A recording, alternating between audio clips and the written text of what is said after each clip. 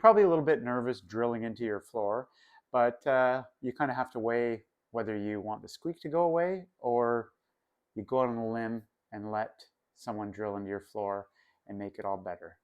So you're probably wondering where you get these items. So these adhesive repair kits are from Titebond. They have dealers all across North America. And the screws are, they're called Squeak No More with 5 E's. You can get them pretty much at every big box store in the US. Like the biggest thing when drilling the holes is, so number one, if it's a rustic floor, you'll want to try to do them where it's easy to touch up. So if there's a knot or some kind of void or a discoloration and you put the screw in there, it makes it less noticeable.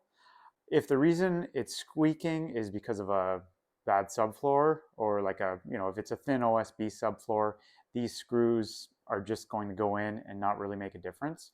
So in that case, you need to find where the floor joists are and screw into the floor joists. Otherwise, there's just not really any hold. What other questions? What about the glue injection? What about it? Like, how do you know how far to put those? Well, you just do them until you don't have a squeak anymore. The only reason I did 3 here was because there was 3, good spots. Generally, if that wasn't the case, I would just, put one in and see if that made a difference. And if it fixed it, then fine. If not, I would maybe do a few more. This is a good little Q&A session. What if it's not a rustic floor? Well, if it's not a rustic floor, it's a little bit more challenging. Then you really have to outweigh the pros and cons of whether you're fine to live with a squeak or whether you want someone to do a repair such as this. The industry rule of thumb is if you can't see the repair from a standing position in normal light, then it's acceptable. Yeah, generally, like if your floor is kind of crackling off at the start, it's usually just sort of the edges getting used to each other and a little bit of movement. If there's a squeak, it doesn't, normally they don't develop for a little while.